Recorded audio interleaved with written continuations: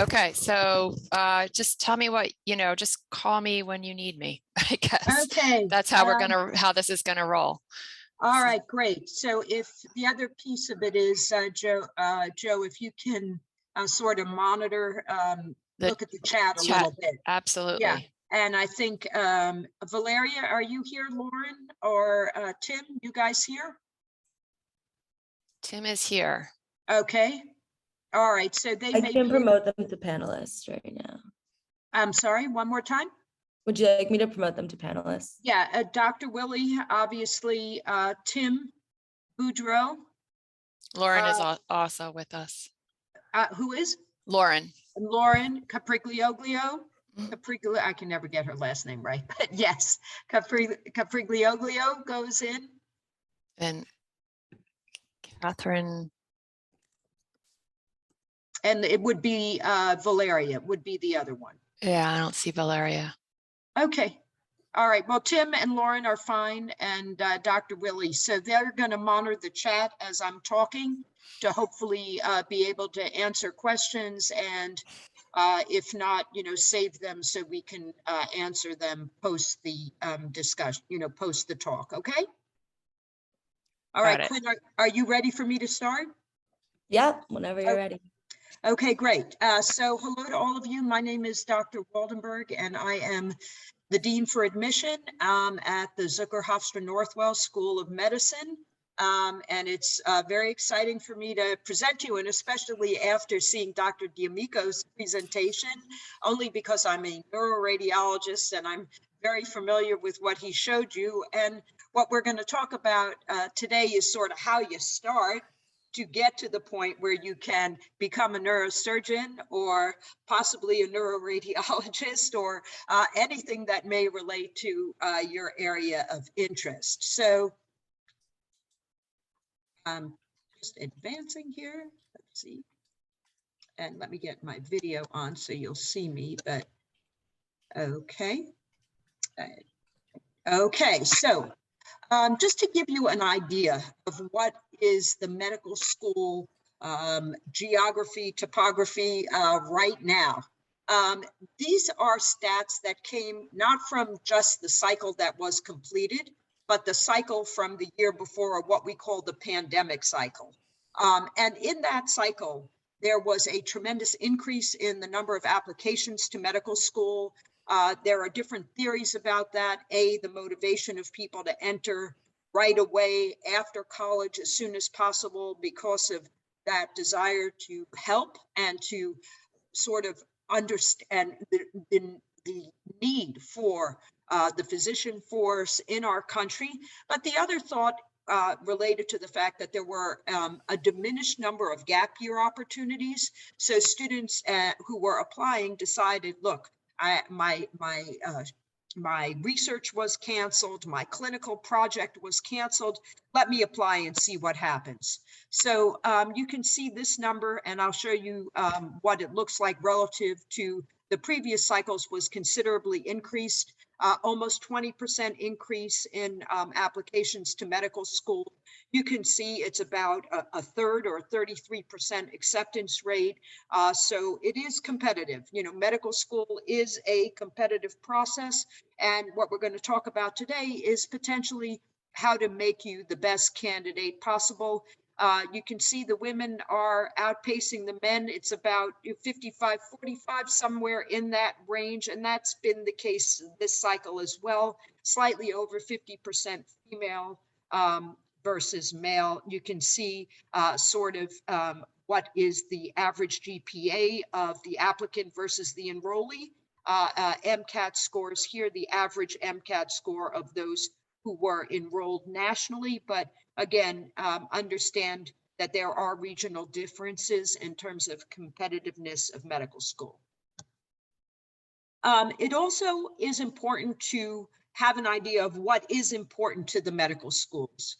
We divide it sort of up into the academic metric, the experiences, and the demographic. There are things that may be more important depending on if you're applying to a state school versus if you're applying to a private institution. I think what is highlighted, and what I think you will see, is the increasing importance of understanding social determinants of health, of the need for diverse representation in our physician force, and the understanding of the differences of healthcare that are available in different communities. And I can't stress that enough. I think no matter where you apply, there is going to be some essay, some question that is going to refer to that, and coupled with the pandemic, that really highlighted those differences. So you can see here, high importance here. So I would suggest to those of you who have not maybe gone out and done service or had an understanding of that, those particular communities, try to get yourself an experience to introduce you to that, because it is so important now in all of the medical schools, in all of the environments, how to improve our delivery of healthcare across the country to all populations. Again, you can see from 2012-13 cycle to the last cycle, which we call the 21, the stats for this cycle that just completed that are starting within the next week or two are not available yet, but you can see the difference. Big jump, almost 15,000 or so, actually 17,000 in the applications to medical school. So there has been a gradual rise. Now, there have also been new schools added on. So fortunately for the applicant, there are some new spaces available, but the spaces that have become available in no way match the pace of the increased application rate. So therefore, where it used to be about a 40% acceptance rate, now it's about a third or a 33% acceptance rate. And that has sort of stayed after the pandemic as well. The application rate, though, dropped a little bit this past cycle relative to the pandemic cycle. Applications are still up. So again, you're looking about, you know, a 3-to-1 in terms of ability to be accepted. So again, just looking at that trend. So the other thing I want to point out to you, and this is where I think it's important to recognize that as opposed to other professional schools, law school, business school, the big difference is medical school has an interview. And there are other things that go into the application besides your metric. So you can see here in this top quadrant right here, far right, those are the people with the strongest MCAT scores and the strongest GPA in combination. You can see GPA greater than 3.8, MCAT greater than 517, and yet roughly 16% of those people don't get in, even with those stronger numbers. And that's basically for two reasons. Either they fall way short on the interview, and that's why the interview is crucial, and that you're prepared for the interview is crucial, or they have what we call an institutional action, either cheating, plagiarism, things that will really bring questions to the admissions committee about the professionalism of the candidate. So again, just because you have great numbers doesn't mean you're walking through the door and you're going to get into every medical school you apply to. You have to be prepared. The interview is important, and you have to make sure and be mindful of the fact that your professional conduct and behavior is upstanding, because it's the upstanding citizens, it's those who are not so that may fall short. It just gives you a little bit of the breakdown. Again, this is what is going to be our rising MS2 class. Now, these are the students who were MS1 just this prior year, and you can see the MCAT scores here. These are applicant scores, and you can see that the average applicant score was roughly a 506 in that previous cycle. Yet the actual total MCAT was a 512 in this group as well. So these are the matriculated, not necessarily all comers, because there are those who defer, and that's why there may be a subtle difference between the number that I showed you on the initial slide and here is it's matriculants versus those who may defer a year, so they're not necessarily considered in the matriculant pile. But you can see that it is a highly competitive process, that, you know, the GPA, the MCAT are important in the process, but again, not the only thing that goes into the decisions of the medical schools. That is for sure. Okay, so we talked a little bit about how many allopathic medical schools there are and the number of schools that have increased as a result of what was calculated as a significant physician shortage that was going to occur if we didn't up our game and put out more spots, given the growth of the population, as well as the growth of the baby boomer population in terms of longevity. People are living longer. There's a tremendous population growth in the country, and we really have to serve that need. So currently there are 156 allopathic, that means MD, allopathic is MD programs in the United States, of which 144 have full accreditation, and there are 12 that are in various stages of development in terms of the accreditation process. And we started with a charter in 2008 and opened our doors, admitting our first class that began in the summer of 2011. We were the 133rd medical school. So you can see, since we have started, there are 23 more schools that have been added on, again, to try to accommodate the physician shortage. Osteopathic schools. So osteopathic schools have a slightly different approach to the learning process of the physician that they develop. However, they are a close parallel, and many graduates of osteopathic programs actually enter allopathic residency programs. They cross over and can do allopathic residencies or allopathic fellowships, again, MD. However, MDs cannot go into osteopathic programs. So that's important to know. There are way fewer osteopathic programs in the United States, only about 37, as you see here. And I apologize if something popped on your screen. And there are only 2 universities actually that offer both an osteopathic and an MD program. Osteopathic programs tend to be slightly less competitive in terms of admittance. And when I talk to students about alternative pathways, as you see, the MD allopathic process, very competitive, only about a 1 to 3 acceptance rate. There are other ways of getting into medicine. One is to go to a good foreign program. There are good MD programs in Israel, in Australia, various locations, not necessarily the Caribbean schools that are for profit and a different type of process, but good foreign programs are a way of entering into the residency program in the United States with a fair degree of success. Also, after that, osteopathic programs, again, there is a variable success rate, but certainly one that's documented of osteopaths joining into allopathic residency programs, again, tending to be slightly more competitive. So therefore, often a desire for the osteopath to enter into the MD program. Some useful websites here if you want to take a picture of that, or again, you can reach out to us. I warn you a little bit about studentdoctor.net. That is very similar to your college confidential type website where, you know, sometimes misinformation is posted.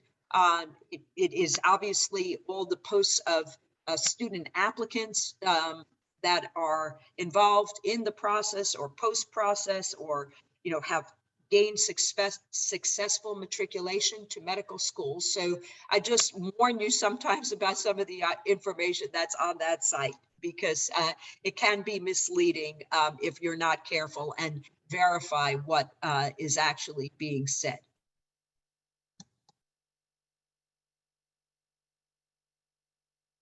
All right, so let's deal a little bit with some of the requirements for you to apply to medical school beyond just your application, your MCAT, and your GPA. And what has been introduced recently is what are the situational type judgment tests. There are two particular ones that are being used. One is Casper, which is put out by a company called Altus, and that is a judgment test that is, as you can see here, roughly 100 to 120 minutes long.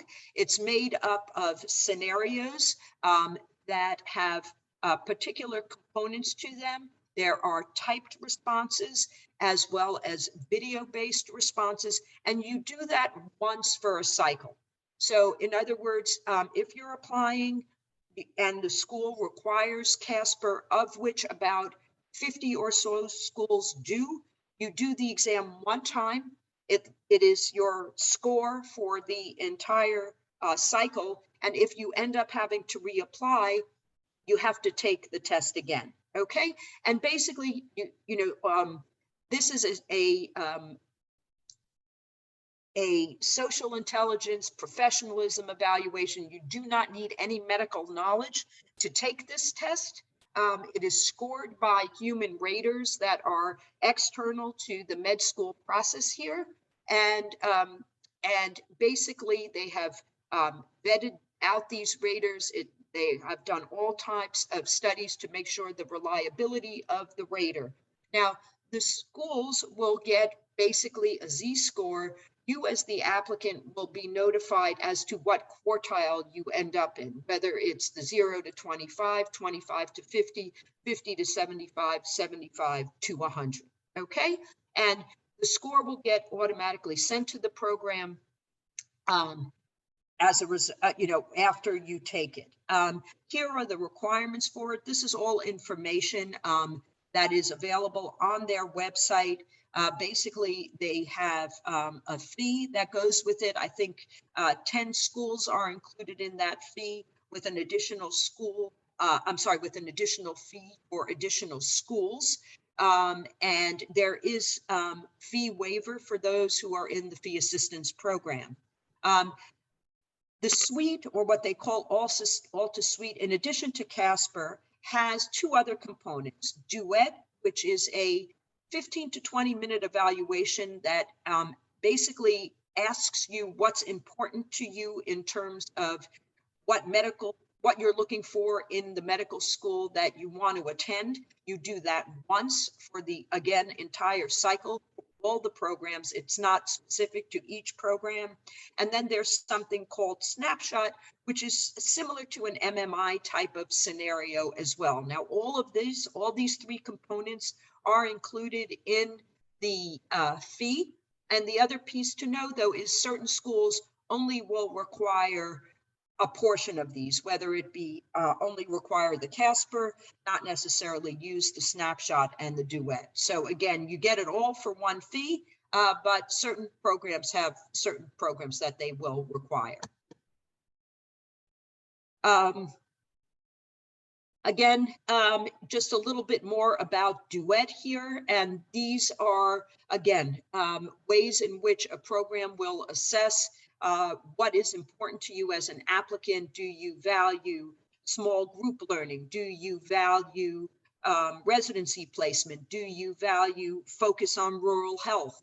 All different binary choices basically to choose one versus another, and they develop a profile for you. Similarly, the schools have profiles. So the goal here is to assess how well you match to a particular educational environment.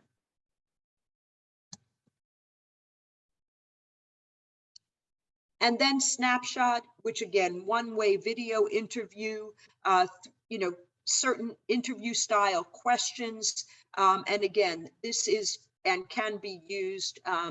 And again, an additional piece of information with you giving a verbal response. And as you see here, an opportunity to bring your personal statement to life. And again, just offering you another opportunity to present yourself beyond the information that is presented in your application and in the traditional Casper. And again, this is all information that is available on the Altus website.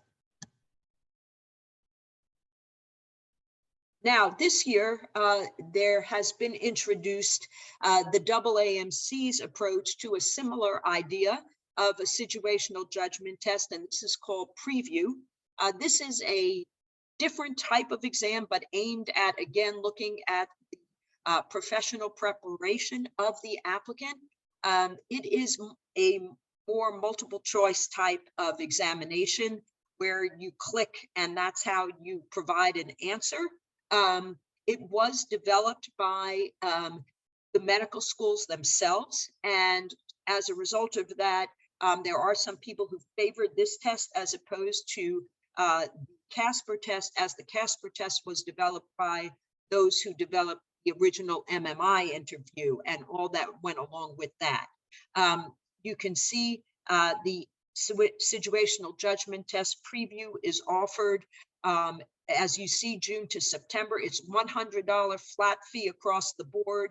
Again, fee waiver is available for those who are a part of the AMCAS or the AAMC fee assisted program. Some schools are requiring this cycle. So obviously when you're applying, or if you're applying this cycle, make sure to check out which either Casper or Preview, or some schools in a rare circumstance may require both. Some schools recommend these things. If a school recommends something, I generally would recommend that you do it because if it's recommended, they're strongly asking you to do it, but not necessarily saying you have to do it at this point in time. But again, putting the effort out to do it generally allows the school to look a little bit more favorably at your application. And here are the schools that you can take a look here that are participating in the Preview this year. And I bring your attention because a lot of the California, or at least UC Davis and UCLA, two big schools in California, two very popular state schools, are part of the Preview program, both requiring it this cycle. So for those of you who may be out in California and are applying this cycle, make sure to pay attention to that because that's important. But you can see there are various schools. Morehouse, which is one of the HSBC schools, is requiring it as well. GW, so some of the bigger schools Northeast are here on this list. So again, just make sure to check and see what the requirement of the school is in terms of a situational judgment test. And here, again, the websites that will take you and help you get some more information about these particular professionalism evaluation exams. Okay, a little bit about the application. So when you approach your application, basically, there are 4 specific points that come to life. Obviously, your academic achievement, your research, if you've engaged, medically related experience. They want to make sure you have some idea what it is to be a doctor, and service. And we talked a little bit about that and the importance of understanding and having some knowledge of those in underserved communities and how that affects healthcare in a specific environment. And then most important, although I put it as the bonus, is passion. People want to see your passion for medicine, and as clearly as you can convey that in your application, I recommend you do that strongly. So in terms of your personal statement, understand I showed you the volume of applications that are being submitted to medical school. Understand those volumes are translated on our end as the admissions officers. So you're taking time to develop your personal statement, put a hook in there. That leading sentence is critical. Make the reader want to read your application. All right. However you go about doing that, whether it's, you can see here different ways of doing it. Quotations are an interesting way of doing it. But again, you want to hook. I'm sure many of you heard about this with your college essays. So make the reader want to read the rest of those paragraphs that are up there on your personal statement. Some helpful tips here. Make it personal. Give examples as opposed to just, telling. I think that's what show rather than tell. Simple language, better. Don't try to make it too flowery. Vocabulary, again, not useful if it's not part of your usual voice. I caution you, even though we talk about making it personal, the use of the word I did this, I did that, I am this, I am that, does not work that well. Okay, try and use the we, use the other. Medicine, we're about the other, we're not about the I. So I call it I-itis. So make sure that you avoid the I's. Cliches and things like that, be careful with that as well. We tend to not like to see common platitudes in your essays. Okay, the fatal flaws you can see on the left, the right, read it out loud. That's number one. Okay, after you're just proofreading, simple. All right, proofread. Make sure you read it out loud to pick up any mistakes. Make sure you have somebody else look at your essay. Okay, have somebody else read it so that they can pick up the mistakes after you've done it and shoot it and marinated it. Chances are you're not going to necessarily be able to pick up errors. So again, always make sure somebody else looks at it, but again, read it out loud, very helpful. Again, you can see the flaws and how to avoid the flaws here. Simple language, clear examples, don't be superficial. Concrete examples are by far the best way of illustrating your points. The secondary essay should be a complement to your to the primary essay. So make sure that you write about something else. Okay. Again, as you see, that third point should be combined with the rest of your application to present a clear picture of who you are. And again, you don't want to be redundant and include redundant information. Okay. This is a complement to the primary application.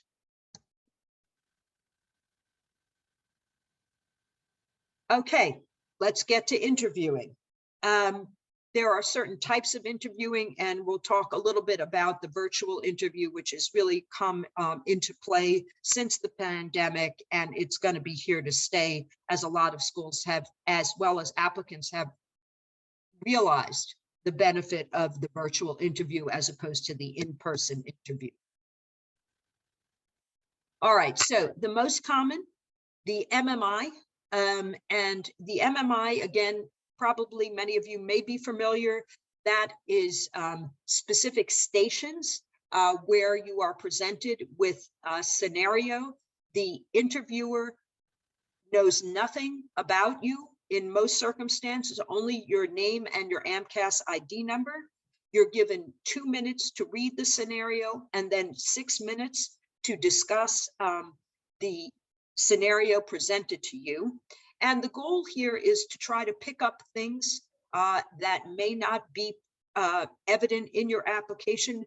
Probably one of the most important is your ability to think on your feet and to tie certain of your own experiences to a scenario presented to you. And that's helpful, and a helpful hint that generally those people who do the best on the MMI are able to take their personal experience and somehow tie it into the scenario, much like we talked about in the essay, giving an example of an experience that they have had and being able to convey that to the interviewer. There's something called a behavioral interview. We used to use that prior to changing over to the MMI.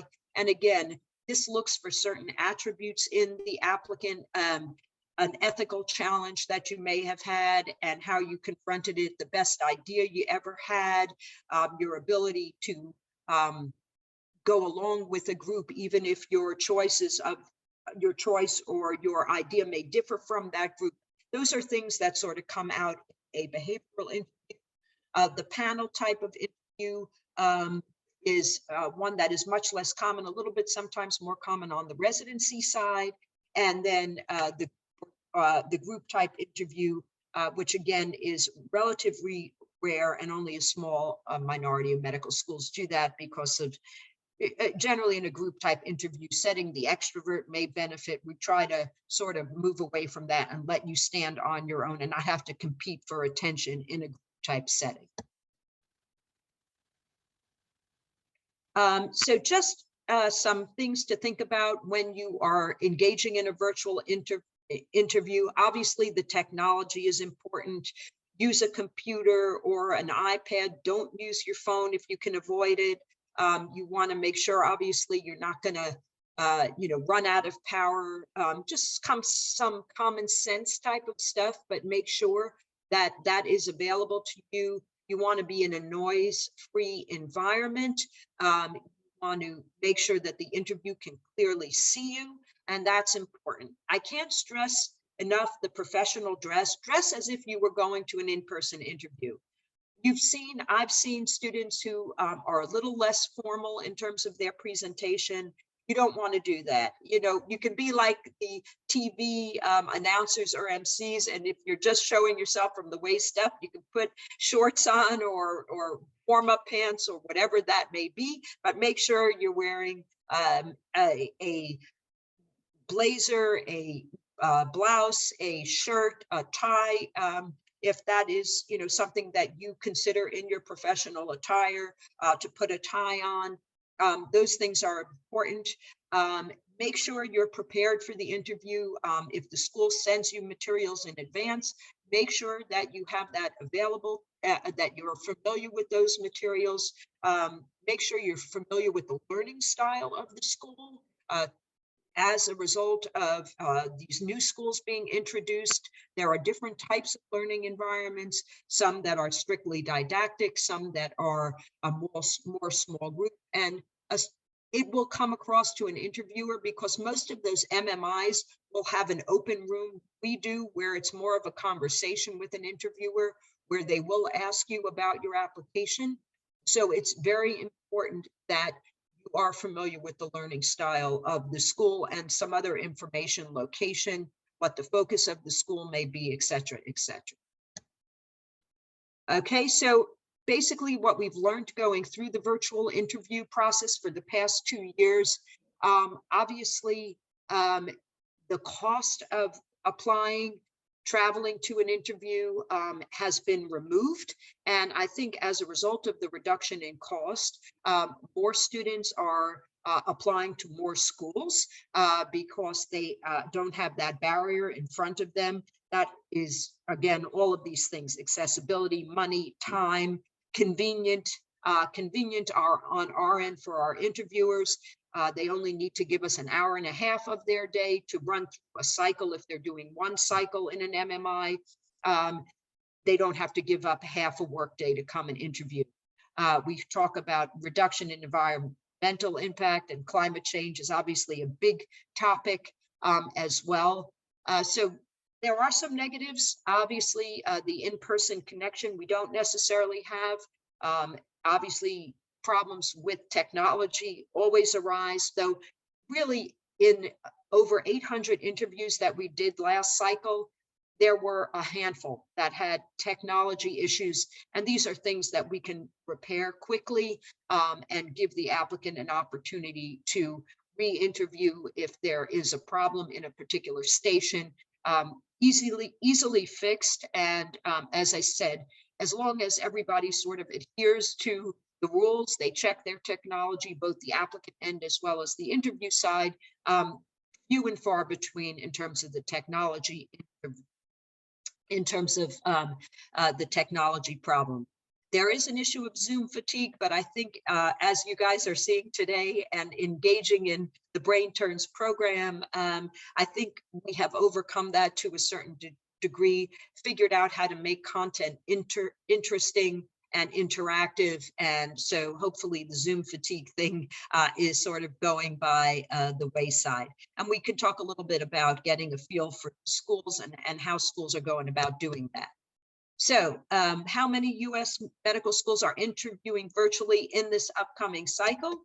And we talked about there being 156 schools, right? And 144 with the full accreditation. And you can see that nearly 2/3 are interviewing virtually. So knowing how to do well in this process is important. Now, there are 17 with no virtual interviews, so that 98 number may actually be larger because 29 are considering doing it. So you add another 30 to that number. And obviously, you know, almost all the schools are doing virtual interviews and really taking advantage of all of the pros that I mentioned to you. And here, a complete list, and you can find that on the AAMC site as well. Just a good resource for everything about the process. Okay, after your interview, interviewer thank you notes.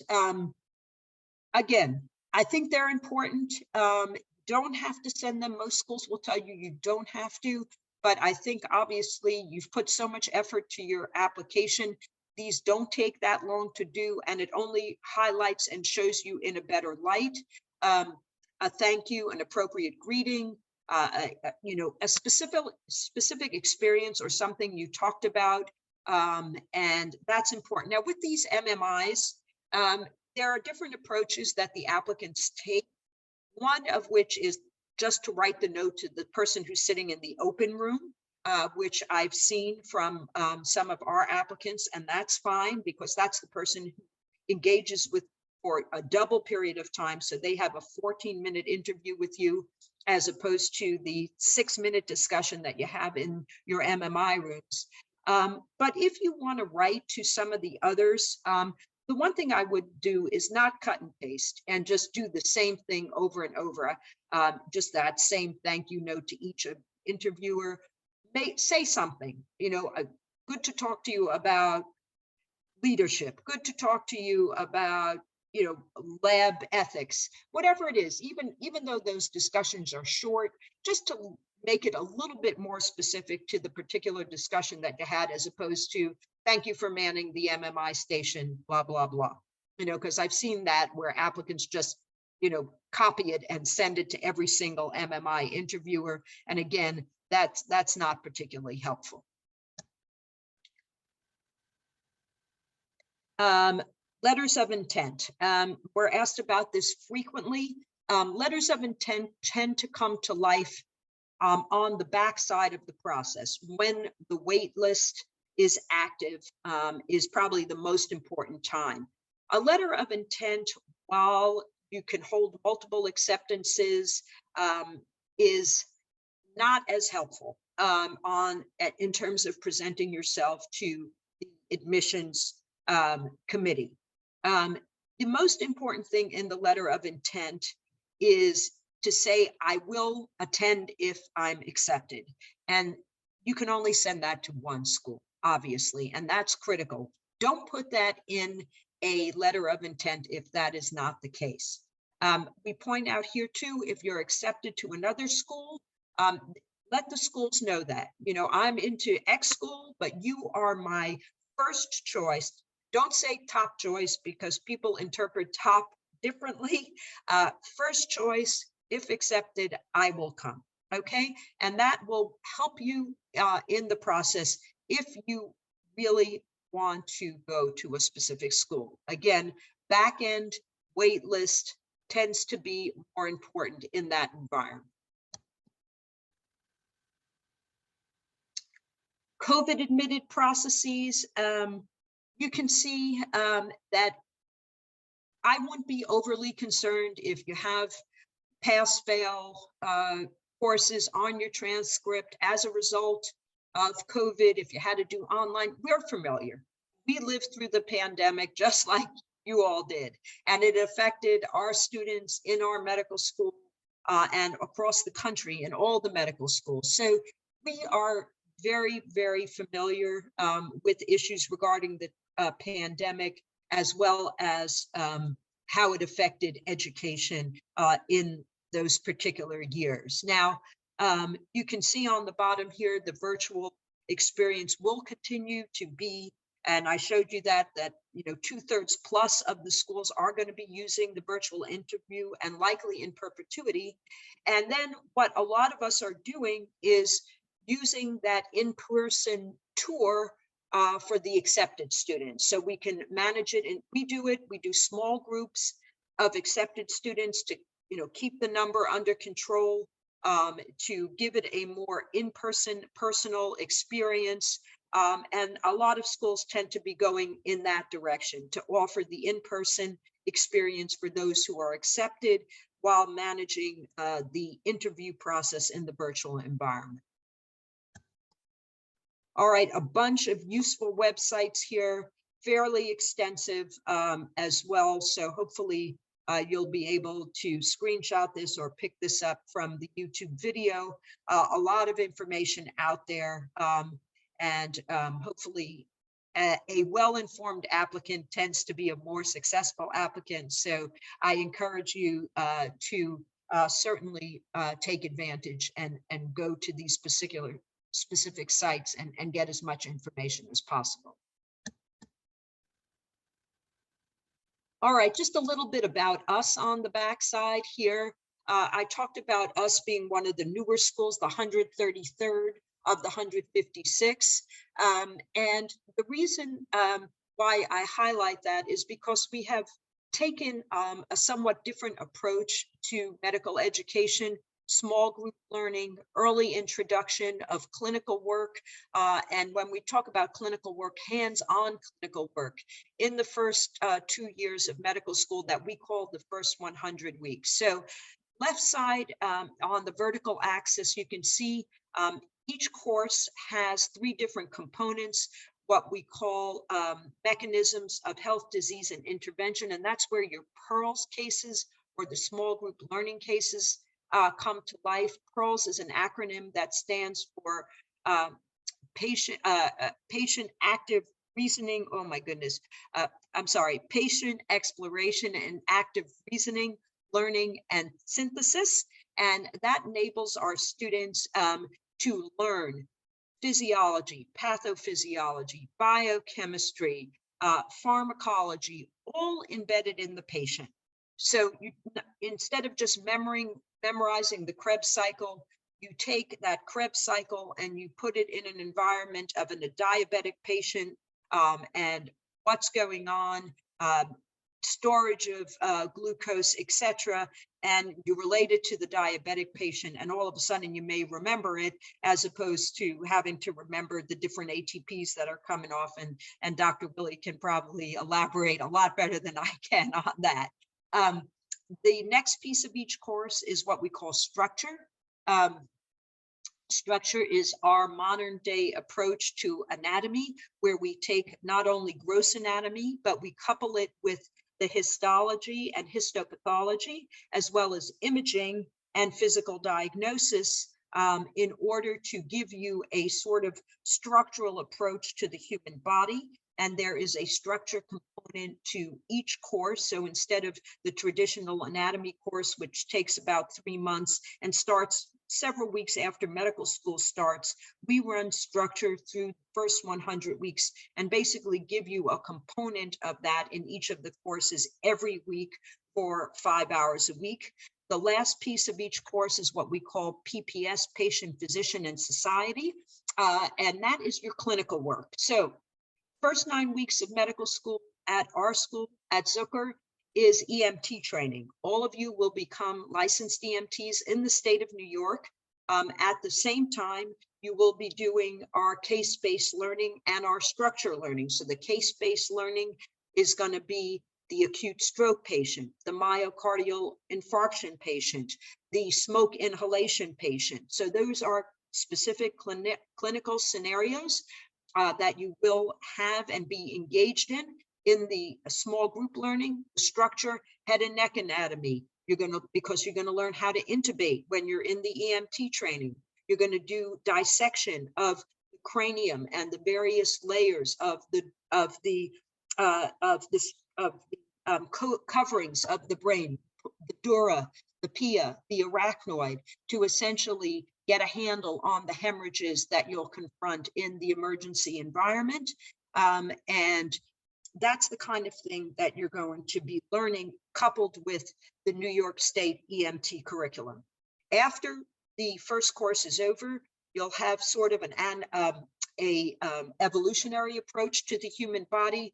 We start with cell biology, genetics, and we end with what makes us human, which is the neuroanatomy and the nervous system, as well as psychiatry. And over these 100 weeks, you will have clinical experiences every week for a minimum 4 hours a week, one-on-one with a preceptor that is either a family practice or internal medicine physician, pediatrician, OBGYN, surgeon, and then a psych experience as well. And you will have 5 different mentors. So each of you will have a specific mentor, 5 of them in each of these disciplines. And depending on what course you're in, will depend on what we call the ICE, or initial clinical experience, you're going to have. You can see there is something called summer vacation and a research experience between the first and second year. Good news, not drawn to scale. That's actually 10 weeks long. And we have a robust research program with a stipend to support you during that time, because you're not technically in school. And it allows our students to engage in various forms of research, community type, bench research as well, administrative, clinical, a lot of different types of research opportunities to introduce yourself and to potentially continue on as you continue through medical school. This is what a typical week looks like. On Monday, you'll get presented with the theme of the week. The theme of the week may be anemia. One case will be an acquired anemia, like an iron deficiency anemia. Another may be a hereditary anemia, like sickle cell or a thalassemia. And the rest of the week is going to be centered around that week's particular theme. You'll get the 2 cases on Monday, and you'll start to develop what your learning directions are for those cases.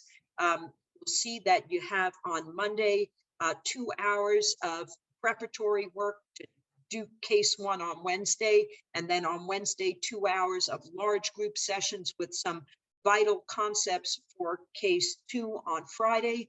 You can see on Monday, just for the purpose of this graph, that's the initial clinical experience, that one-on-one with the mentor that we talked about. Tuesday, we have time for the non-biologic sciences, ethics, statistics, that kind of thing are taught in that specific environment. And you can see the structure taking place on Thursday. And we talked about the structure being our approach to anatomy, incorporating imaging, as well as the histology, histopathology. But what I want to draw your attention to is the green time. The green time is your time not spent in class. We treat you as adult learners. We give you time to prepare for the particular aspects of our curriculum, so you can come together in small groups to solve problems, much like that reverse classroom model, learning facts on your own, and then coming together and solving problems. Our second 100 weeks divided into the 3rd and 4th year, 6 required rotations in your 3rd year, 3 requirements in your 4th year. The rotations in your 3rd year are done at North Shore, LIJ, and Lenox Hill, except for the PEDS rotation, all done at our Cone Children's Hospital. Every student goes to Cone, and psychiatry is done in one of 2 freestanding psychiatric facilities, either Zucker Hillside or South Oaks. And there's nothing that compares to doing PEDS in a PEDS hospital and psych in a psych hospital, and we give you those opportunities. You can see in the 3rd year, we also put in selectives. Selectives are just electives that are done in our health system. And because you've had a fairly rich clinical experience in year 1 and 2, we give you an opportunity to explore some of the other specialties, ophthalmology and urology, both of which are early matches. So if you're going to be doing those, you want to know fairly early on in the process and prepare yourself for applying to those specific programs. The third selective is done in medicine, and that's just a medicine subspecialty, and that is either in endocrine or renal or cardiac or pulmonology. So you get the idea, a medicine related subspecialty.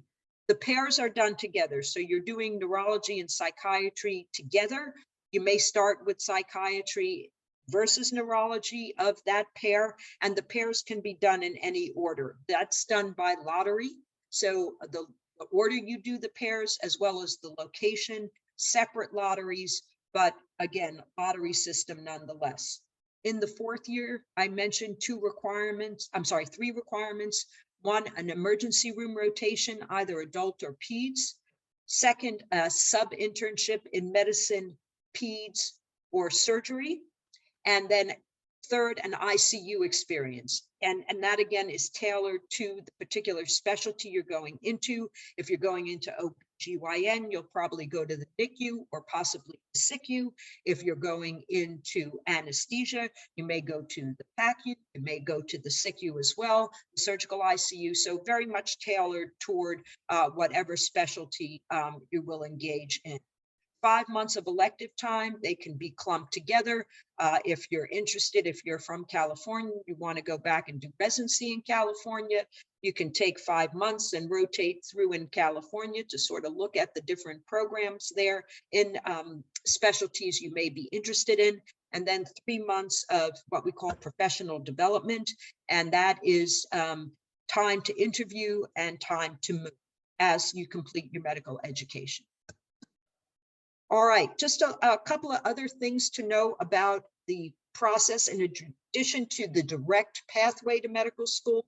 For those of you who are in high school, we do have a 4+4 program with Hofstra undergrad where you're admitted out of high school and you do 4 years Hofstra undergrad and 4 years of our medical school.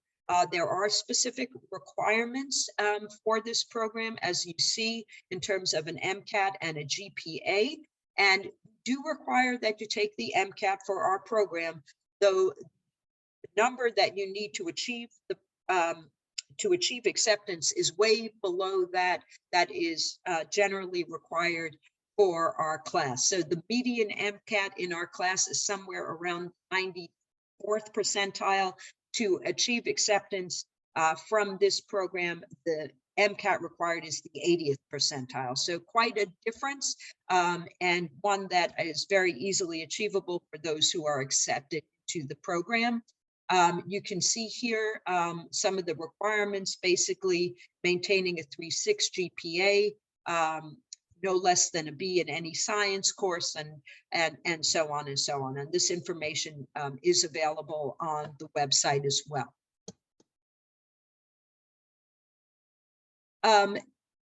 Our pipeline program, which is available to those who are underrepresented in medicine, is a longitudinal 3-year program, basically open to underrepresented and economically disadvantaged students. And they are given research experience, MCAT preparation, and mentorship in an effort to prepare them to apply to medical school. There is the possibility of a direct admittance for those who are particularly strong with a possible MCAT waiver. Again, that's open to a select group of students, but this is a program that has information on our website as well. That's available to our college students. Specifically, freshmen is the best time to apply, obviously, to get into and involved in this program, though there are some students who begin to engage in the sophomore year.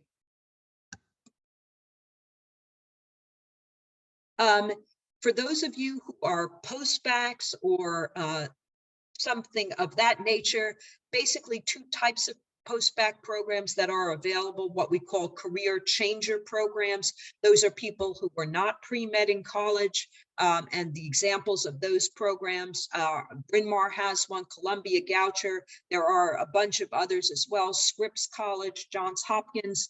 And then there are what we call the record enhancer programs. And you can see that there are a bunch of those as well.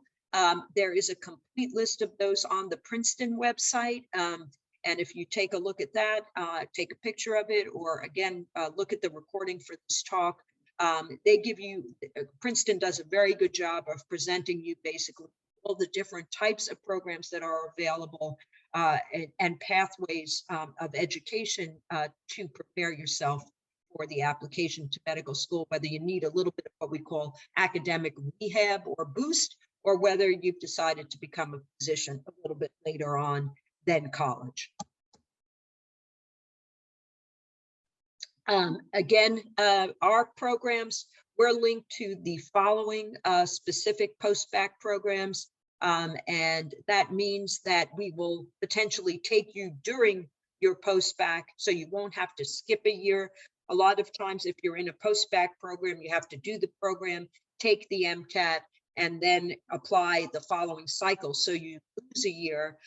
The linkage allows you to apply while you're in the post-bac program with several parameters that are necessary, including if you want an MCAT waiver, you have to achieve a certain score on the college standardized testing that you've taken already, or you can take the MCAT if you don't have that number, and the requirement for us is the same as for our 4.4, which is that 80th percentile off of your MCAT.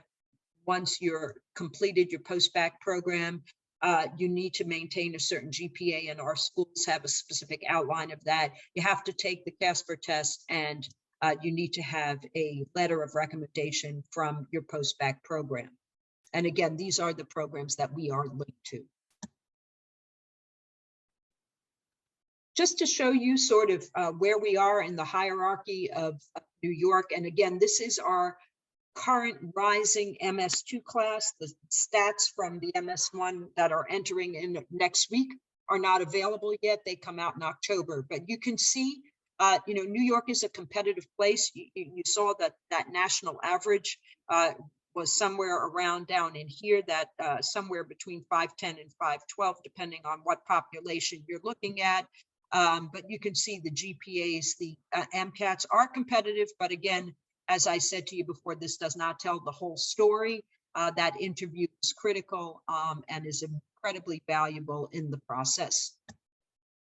All right, and obviously I highlight those who originated the Brain Turns program, Dr. Langer, Dr. Bookfar, the two amazing women who were on this as well. So hopefully, if you haven't had a chance, I happen to know Dr. Langer and Dr. Bookfar as their neurosurgeons, and I'm a neuroradiologist, but hoping that you'll have a chance to watch this. And I know they did a pandemic specific episode as well. So hopefully, again, you have an opportunity to watch this if you haven't already.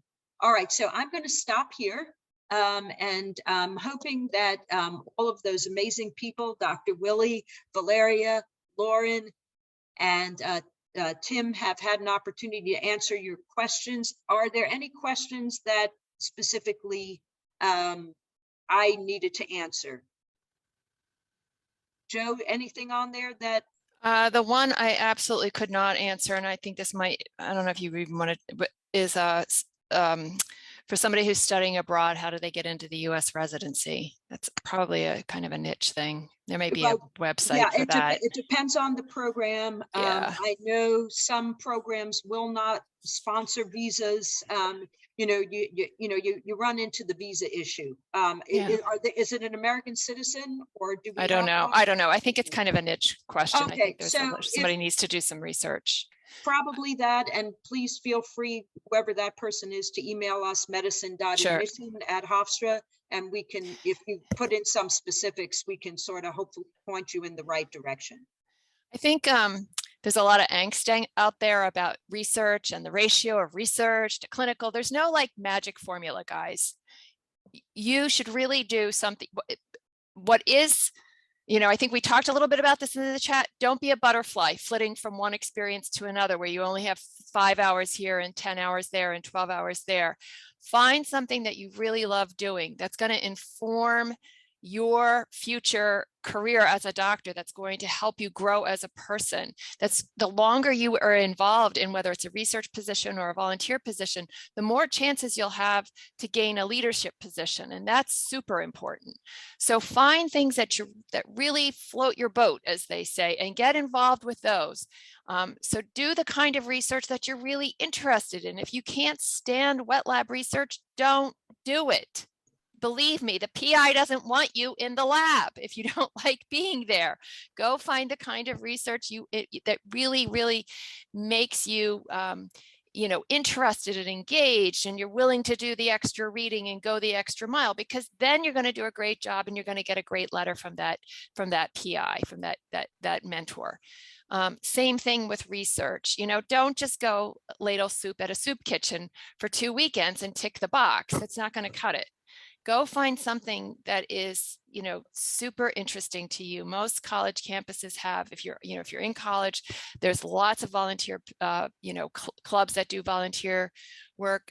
Don't forget about teaching. Go to the local elementary school. See what you can do there. You know, be a soccer coach, be a big brother, a big sister. Any of those things are really, really great opportunities for you to grow as a person, to impact your community, and they look great on your resume. Probably one of the most, probably one of the most popular programs that I have heard many others in the admissions side of things. Teach for America is I know probably it was on pause for the pandemic. I know a lot of those, or the AmeriCorps, those types of programs where you're going in, you're using your intellectual skills to teach in underserved environments. That is viewed very, very, very highly by med schools. Right. And the reason it's viewed highly is because you can get a master's in teaching in the TFA program. Again, huge activity. The reason it's viewed so highly is because it can really be life-changing. You know, you go into this thinking, oh, I'm going to do this for a couple of years before med school, and you're not going to come out the same person. You're going to come out, you know, a better person for having done that kind of activity. So those are the sorts of things. Remember that only about 1/3 of students come to med school straight from undergrad. So if your parents are physicians or your grandparents are physicians, you know, they may not understand that the gap year is not a bad thing. It's actually a good thing. We look for people who have matured and done interesting things. So, and the only other thing I would say about that is just from a practical standpoint, those who come straight out of college tend to have higher numbers because they don't have the richness of the application to maybe not, I wouldn't say compensate, but to balance out numbers that may not be quite as strong. So that when you are applying straight out of college, for the most part, you're putting a lot of stress on your numbers because again, you don't have that rich profile. So just think about that. As Dr. Willie said, those gap years can really enrich the application and really sort of help you get through. I think we're out of time. I'm going to let you finish. There was a question about MD PhD. Just email us. The one thing I would say about MD PhD, understand that it's a 7 to 8 year commitment, and you need to have a very, very strong research portfolio when you apply. So if you've just done research as an undergrad and haven't really done a lot in the research realm, you're not going to be a particularly competitive candidate. So, yeah. All right, great. medicine.admission@hofstra.edu. We're there. We're over time here. Are we in the chat? Are we in the chat? Yes, we are. Lauren put us up there. Yep. Okay, great. Excellent. Look forward to hearing from all of you. Good luck and hope this was helpful. Thank you guys so much. Good luck. Everyone loved it. Thank you. Take care. Bye-bye. Bye.